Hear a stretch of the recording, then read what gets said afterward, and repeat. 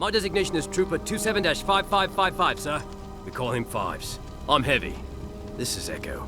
Looks like we got ourselves a batch of shinies, Commander. Shinies, sir? That's right. Your armor. It's shiny and new. Just like you. Rookies was almost a break in the schedule because Rookies features clones.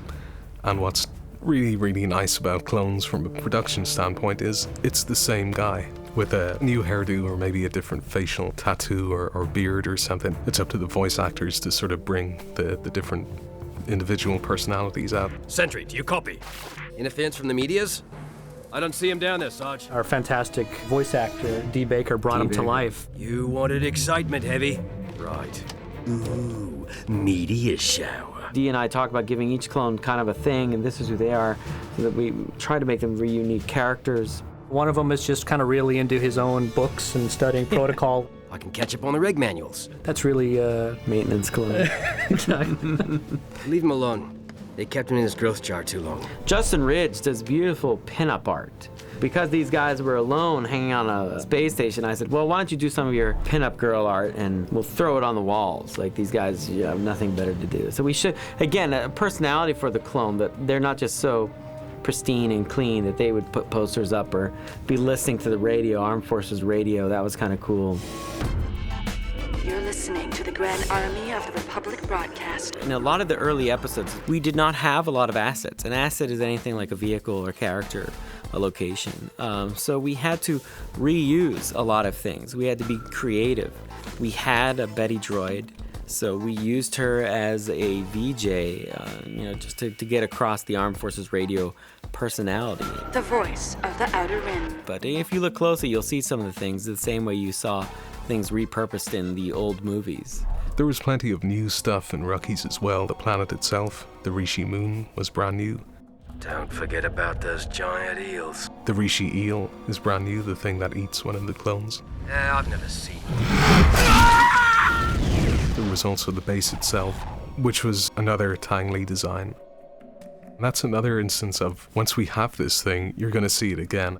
Which is great because it makes perfect sense. If the Republic have designed and constructed one base, they're going to design and build multiples of pretty much the same thing. So you'll see at least parts of that base in other episodes, and it doesn't feel like a cheat. It actually feels right that this is the standard issue Republic hardware. This is the way they build their stuff. The only thing about the base that was not brand new were the boxes, which is kind of a running joke with the crew because it's the same box. That box is on Skytop Station, that box is on the Rishi base, the box is in the bases on Christophsis. I mean, that box has been around. I know it drives Andrew Harris nuts because the box is meant to be a circle on the inside, but if you don't hit subdivide, it becomes a hexagon. And depending on who's rendering it, sometimes it's a circle, sometimes it isn't. It's just, I'm telling you, that box is just the gift that keeps giving. One great aspect of this story, and it became clear pretty quickly, that there were not going to be Jedi in it, at least in the action. When we work with the Jedi, it's very difficult because they are so powerful that it's hard to get convincing situations where you go, well, let's just use the Force, right? Why don't they just mind trick the guy? Or that problem went away in this episode. We just had the clones. The clones it's easy to identify with their limitations. This way! Hurry! No, we can... There's too many! The rookies are vulnerable because you don't know how many of them are going to live. Is one becoming a major character? Are they reoccurring characters? Which one's going to die? Sarge! The regular battle droids, the goofy ones, The clones are fleeing, cowards. are a very first generation thing. They're droids of a bygone era. They were just protecting transports. They weren't really meant for war. We've run into some difficulties. We wanted to show an evolution of these battle droids. Because the war got more intense, that there would be ones that were more evil, more calculating. We wanted them to be a real threat. We wanted to know that there was peril for the clones, for the Jedi when these guys were around. The commando droids in Clone Wars are very consciously a hybrid of the standard battle droid and a super battle droid. Their proportions are more human. They can talk and change their voice. Open, comlink channel. The main point with the commando droids was that they could credibly fit inside clone armor because they had to be disguised as clones. I have a bad feeling about about this. For the most part, it works fine. There's one problem. Commando droids only have 2 fingers. But there are scenes in the episode where they're wearing clone gloves and have 5 fingers. Commando droids magically somehow grow 5 fingers when they put on clone armor, and then go back to just being regular droid-handed droids in any other circumstance. Go figure. Whoa, Rex! Just as I thought. Battle droids seem like Revolutionary War soldiers, just sort of marching forward into battle and just shooting and getting shot, but commando droids behave more like guerrilla fighters. So we wanted to sort of give them a little more subtle, not so gear grinding type, motor sounds. Their sounds sound intentionally subdued and muffled, to sort of give them a little more of a quiet presence. They're obviously more intelligent. They're substantially faster.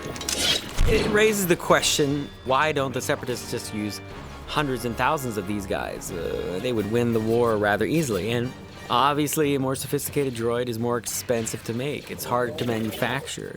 But in the episode, if you watch, they're not invulnerable either. They lose the base, and then actually a larger squad of regular battle droids actually takes the base back over. We can't protect the outpost long against that army of clankers. So it shows you that while dim-witted, the original battle droids are still a threat. Fall back to the op center! Move!